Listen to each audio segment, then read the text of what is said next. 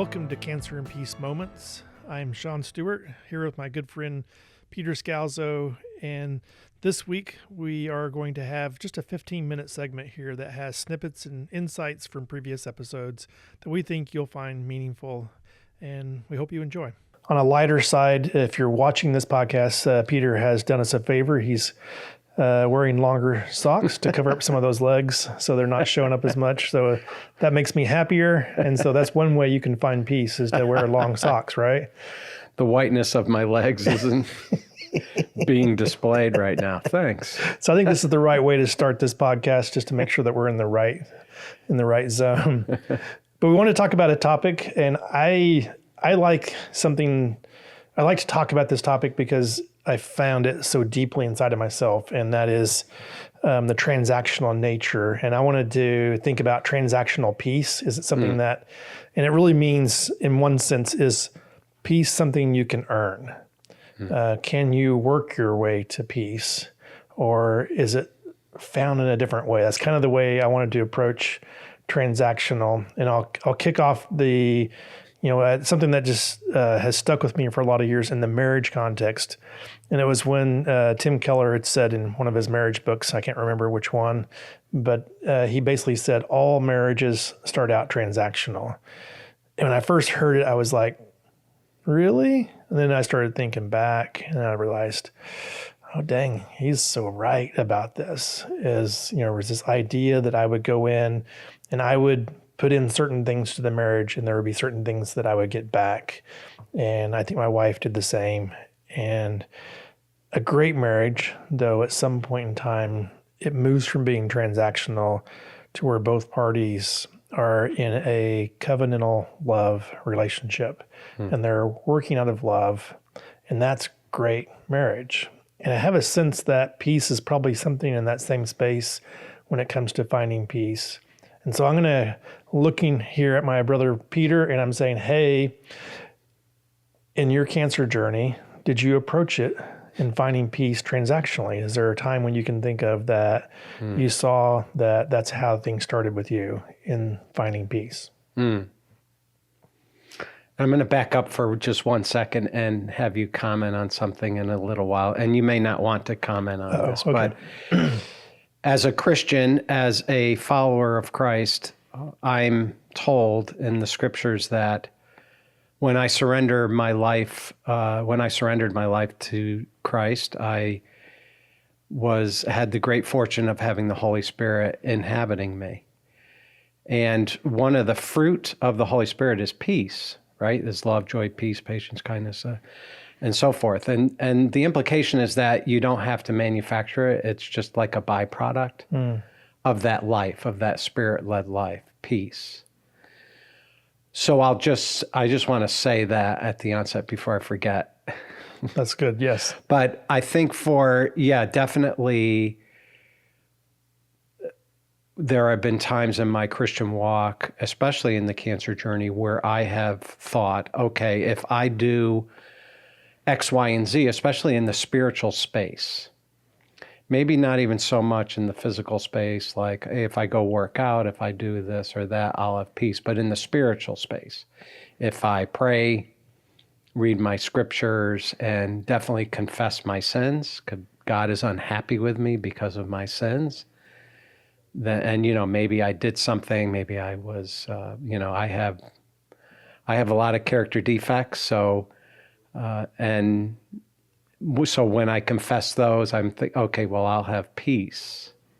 But peace is a byproduct of my relationship with Jesus. But I think I was doing it in a transactional way, in a great sense, because I was like, okay, if I do X, Y, and Z, then I'll have peace.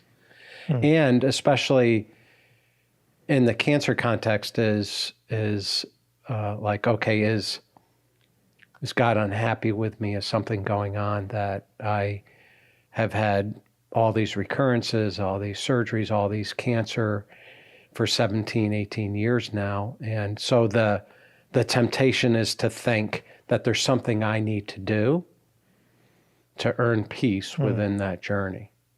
I don't know, is that what you're talking about? It really is. Yeah, this Okay. is something that's because you just said something. Did I do something? Am I causing my own lack of peace? Is probably a great question to ask in that. And so, is there something I need to change in my behavior, Right. the way I'm interacting with God or others, that would change my peace? I think is the heart of the question. And this kind of came to a higher degree of understanding in my own thinking recently. And we've been, as a ministry here, we do regular activities to kind of enhance our understanding of, I'll call it growth processes in the spiritual journey. And in Christianese, we might call it discipleship, but I'll call it the growth processes. And we were going through a book by John Ortman called Gentle and Lowly, and he raises this point, and it was there's one place about God's character that he says he's rich in something. So he highlights something about his character that he is rich in. And the one thing he said he was rich in, and the entire biblical construct is rich in mercy. And there was a reason why he wanted to highlight his richness in mercy. And it gets down to that's his heart. Like his heart is a heart that is towards us in mercy. And so, and once I started grasping and understanding that a lot more, I recognized he wasn't looking for a behavior change because his mercy was greater than that. And so there's this idea, I think, of to find peace, I have to do all these behavioral modifications to get to a place of peace. And if I don't get through all of them, I may never get there. I may never sense and know that. And I think the topic I want to talk about, is it true that all we need to do is just rely on God's richness and mercy? And you highlighted something I think is good, because there were things that I'd like to dive into a little bit, because I'm not trying to make this too binary, just do this one thing. We've had a lot of conversations about finding peace and what it looks like, but just getting your initial thoughts on hearing kind of these two places you could be at for working towards peace or relying on God's mercy.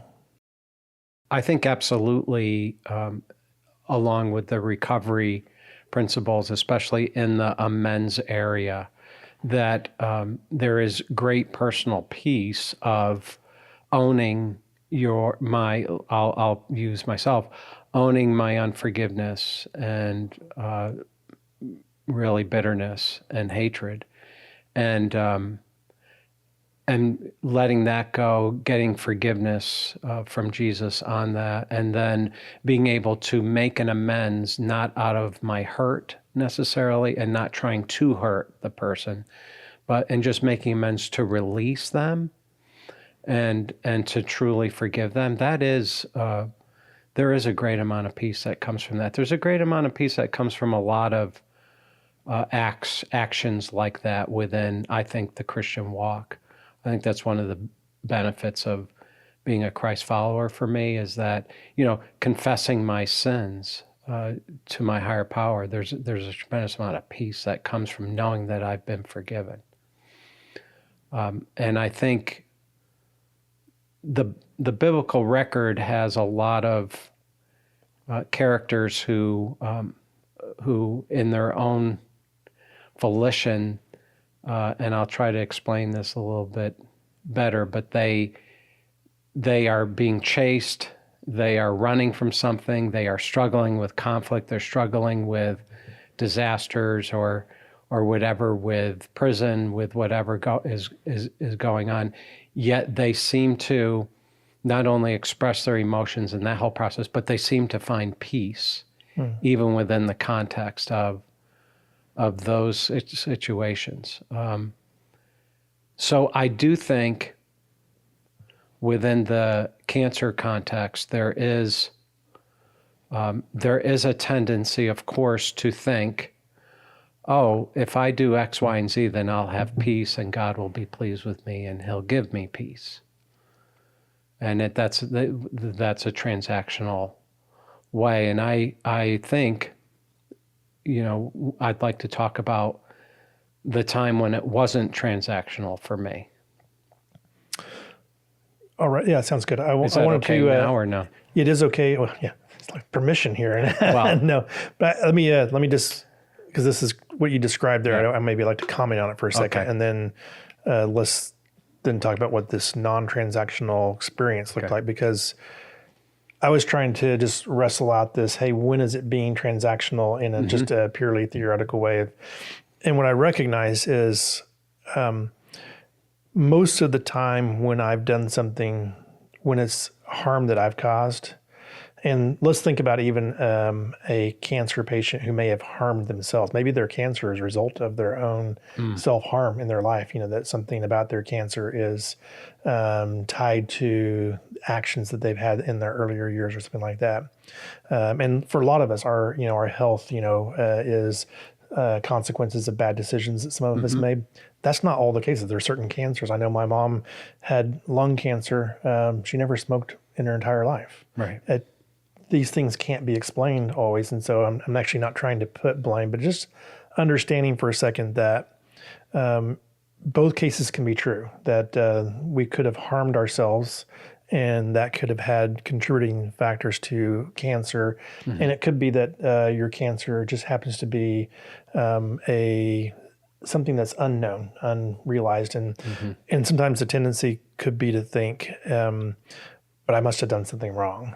And when I look down when I look at this process that I described, this recovery process, what I see isn't something, when I look at my own life and I think about all the things that let's say I've lied or I have slandered somebody, I can't undo the damage. I can't fix it. And what I really find is that the process I described wasn't a process of a transaction. It was a process of learning to trust. In other words, if I'm willing to be honest about where I'm at, expose it, and say, I'm gonna expose that honestly, and especially to the person I've hurt, and then I'm gonna put whatever the outcome of that is, I'm gonna trust God with it. This is a trust exercise. And so while it looks on the surface like maybe it's transactionally, I'm fixing it, I don't have the power to fix it. I don't have the power to unlie or unslander, or, there's many areas. There's certain areas that I can, if I've stolen something, I can, go back and repay.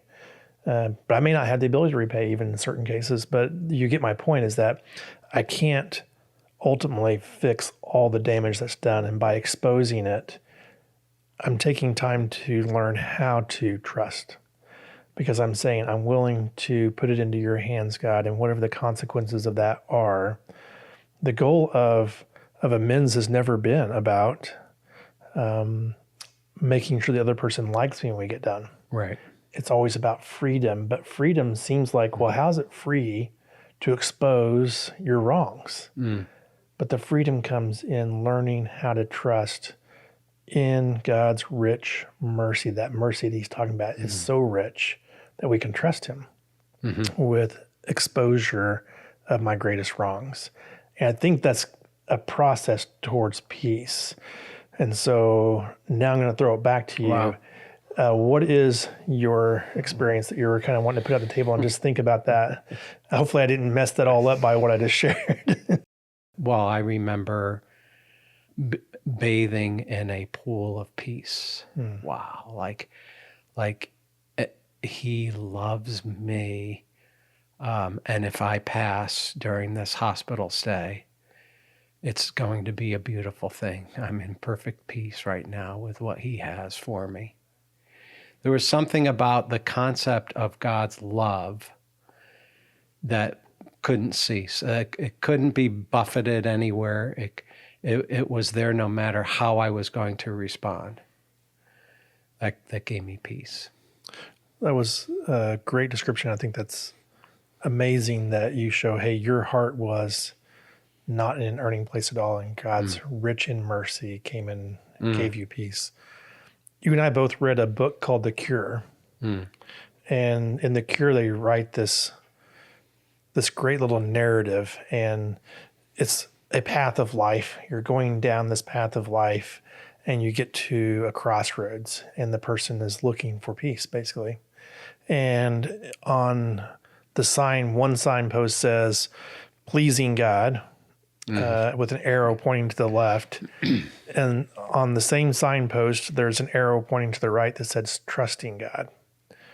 And the person thinks through the situation and says, hey, pleasing God sounds right to me. That seems like something I can do, and that would really help me on my journey. So they take this path and they go down to a great white building, and it's really well designed. And there on the doorknob is written right above the doorknob that you turn is a sign that says effort.